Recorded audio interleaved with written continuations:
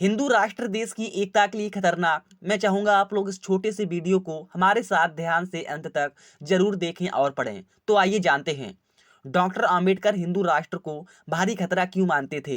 भारत को हिंदू राष्ट्र बनाने का सपना कोई आज का नया सपना नहीं है, भले ही आज वो परवान चढ़ता दिख रहा हो। संघ और उससे जुड़े संगठन राष्ट्रगान, बीफ, गोरक्षा और राम मंदिर पर जो तेवर दिखा रहे हैं, वो तो केवल आगाज है। आरएसएस प्रमुख मोहन भागवत ने पूरे देश में गोहत्या रोकने वाला कानून लागू करने की वकालत की। आरक्षण पर पुनर्विचार का बयान भी वो पहले दे चुके हैं। हिंदू संस्कृति को पूरे भारत के लिए आदर्श जीवन संहिता बनाना संघ का घोषित लक्ष्य है। महिलाओं के लिए ड्रेस कोड, लव जिहाद के विरुद्ध अभियान आदि तो चलते ही रहते हैं। असल में इस्लाम आधारित अलग राष्ट्र और हिंदू राष्ट्र दोनों की मांग जुड़वा भाई की तरह पैदा हुई थी।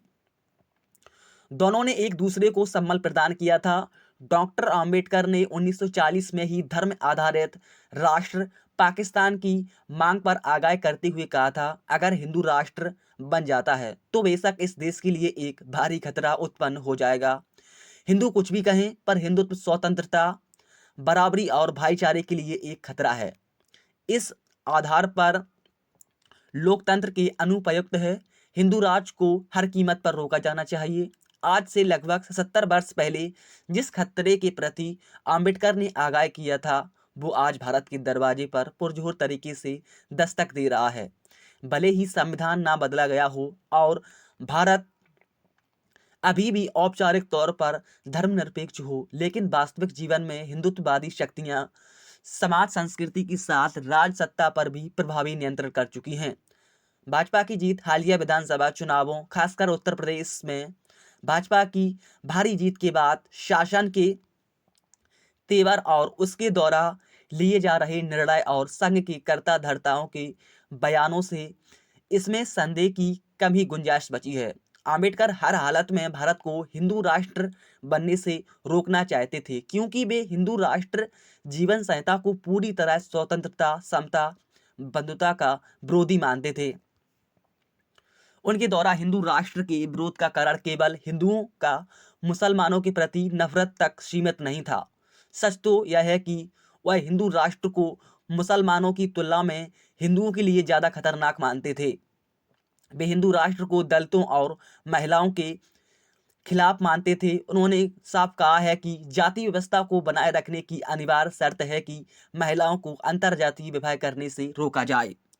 हिंदुत्व और लोकतंत्र, इसी स्थिति को तोड़ने के लिए उन्होंने हिंदू कोर्ट बिल पेश किया था।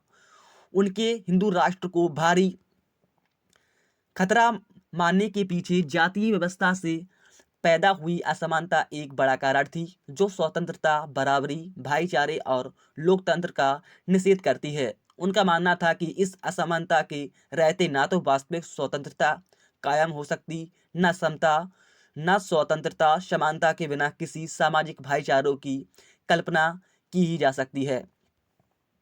जातिवादी असमानता हिंदू का प्राण तत्व है। यही बात उन्हें इस नतीजे पर पहुंचाती है कि हिंदुत्व और लोकतंत्र दो विरोधी छोर पर खड़े हैं। जातिगत असमानता और इसे बनाए रखने के लिए महिलाओं द्वारा बड़ और जाति से बाहर जीवन साथी चुनने पर नियंत्रण के मामले में हिंदुओं के भीतर कोई बुनियादी परिवर्तन नहीं आया है। सारे तत्व यही बताते हैं कि हिंदू सब कुछ छोड़ सकते हैं, लेकिन जाति नहीं, जो उनका मूल आधार है। और आम्बेडकर इसके खात्मे के बिना लोकतांत्रिक समाज की कल्पना भी नहीं करते थे। ओबीसी, एससी, एसटी के लोग जब तक हिंदू बने रहेंगे, तब तक ब्राह्मणों की मानसिक गुलामी करते रहेंगे और ऊंच नीच, भेदभाव की जातियां और अंधविश्वास और पाखंड से मुक्त नहीं हो सकते हैं।